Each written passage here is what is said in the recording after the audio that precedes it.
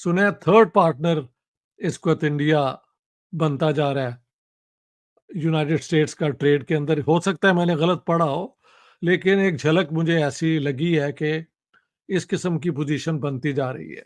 But I could be wrong, ठीक है ना, जल्दी में पढ़ा है। आज के सारे अखबारों ने और मीडिया ने इसको कवर किया है। यार, दुश्मनों के तोते उड़ गए। लोग कह रहे हैं कि कर क्या दिया भारत ने। एवरीबॉडी नोज के America needs India to balance China.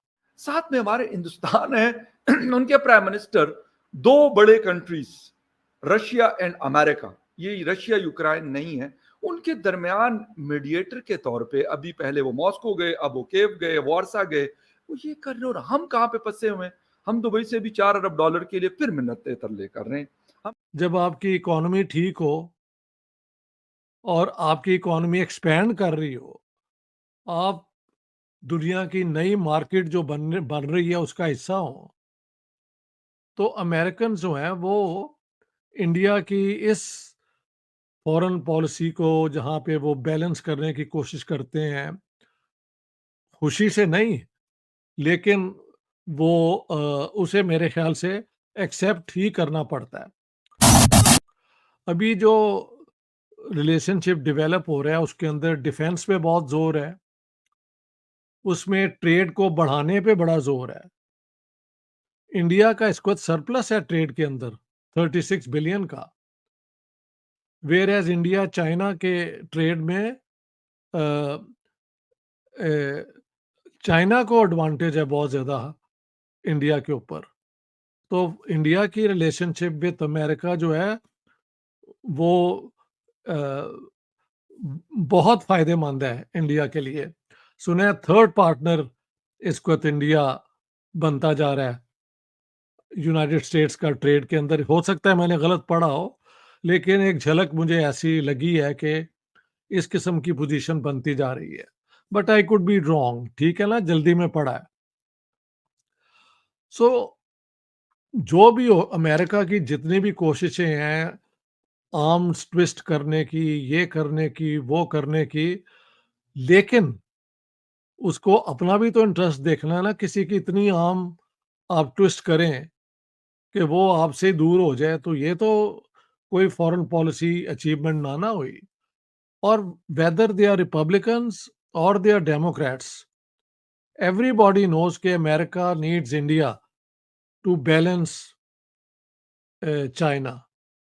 India versus China का बैलेंस नहीं है अभी तक, ना इकोनॉमिकली ना डिफेंस के एतबार से। लेकिन अमेरिकन बैकिंग अगर आ जाए तो फिर इस इलाके में एक बैलेंसिंग फैक्टर ये बन जाता है, ठीक है। तो ये मुझे नजर आता है कि अमेरिका का अगर वो क्लाउड नहीं रहा जो पहले हुआ करता था, तब भी इंडिया जो है वो अपने इंटरेस्ट को देख के आगे बढ़ता था। तो अब तो इंडिया की इकोनॉमी जो है वो एक्सपेंड कर रही है और वो मार्केट, वर्ल्ड मार्केट का एक एक्सपेंडिंग एरिया है जहाँ पे इन्वेस्टमेंट्स आ रही हैं। सुना है यूएसए से सबसे ज़्यादा फॉरेन इन्वेस्टमेंट हुई है इंडिया के अंदर। तो इस किस्म के जब रिलेशनशिप डेवलप हो जाएं तो फिर ये फ़र्क नहीं पड़ता कि वो चाइना के मोदी जी जाके कभी गले मिल लेते हैं पुतिन के और अब ज़ेलेंस्की ने, मैंने फोटो देखी है, लग रहा है कि मोदी जी ने घुट के जिसे कहते हैं पंजाबी में जफ्फी डाल ली है। Zelensky is not very happy, ये आप पिक्चर को दोबारा देख लें। तो बट फिर भी क्या कहते हैं, एक एम्ब्रेस तो हुआ ना। वैसे मोदी जी का ये हमारे शायद कल्चर का है कि सब जाके एकदम वो गले मिल लेते हैं, तो शायद ये उनकी एक वो क्या कहते हैं, almost on a reflex he does it. I remember when Modi ji was going all over embracing people, they were a bit uncomfortable until they understood कि ये एक जेस्चर है हमारी हमारे कल्चर का, इस साउथ एशियन कल्चर का। Hello नमस्कार जय हिंद दोस्तों, स्वागत है आपका मिस्टर भारत में।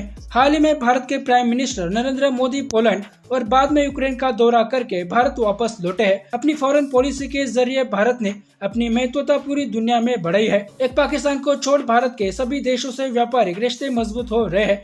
ऐसे में भारत अगर अमेरिका का तीसरा सबसे बड़ा व्यापारिक पार्टनर बन जाता है तो कोई बड़ी बात नहीं होगी। अभी भारत और अमेरिका के बीच द्विपक्षीय व्यापार 2022-2023 में 7.65% बढ़ोतरी के साथ 128.55 अरब डॉलर का हो गया, जबकि इससे पहले 119.5 अरब डॉलर का था। ये इसलिए है क्योंकि अमेरिका भारत को व्यापारिक देश के तौर पर देखता है, ना कि फ्री में ऐड लेने वाले देश के तौर पर। जैसे पाकिस्तान का पीएम अगर किसी भी देश का दौरा करता है तो उसका मुख्य उद्देश्य भीख मांगना होता है। व्यापार को बढ़ाने का उद्देश्य तो पाकिस्तान का हो ही नहीं सकता, क्योंकि व्यापार करके पैसा कमाना पाकिस्तान ने कभी सीखा ही नहीं है। इन्होंने सिर्फ भीख मांगने में ही अपनी स्किल डेवलप की है।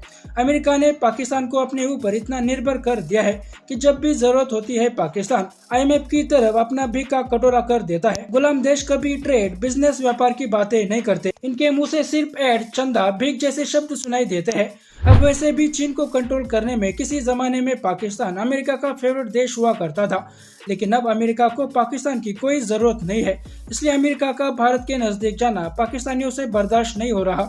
इसके बावजूद इंडिया की फॉरेन पॉलिसी स्वतंत्र है। इंडिया पर किसी भी देश का इन्फ्लुएंस नहीं है और न ही भारत किसी भी देश के कहने पर चलता है। इंडिया के अपने सबसे पुराने और भरोसेमंद दोस्त रशिया से आज भी वैसे ही मैत्रीपूर्ण संबंध है जैसे पहले थे। अमेरिका के साथ साथ पूरे यूरोप ने रशिया को अपना दुश्मन बना लिया है और भारत को ये देश अपने साथ लाने की भरपूर कोशिशें कर रहे हैं।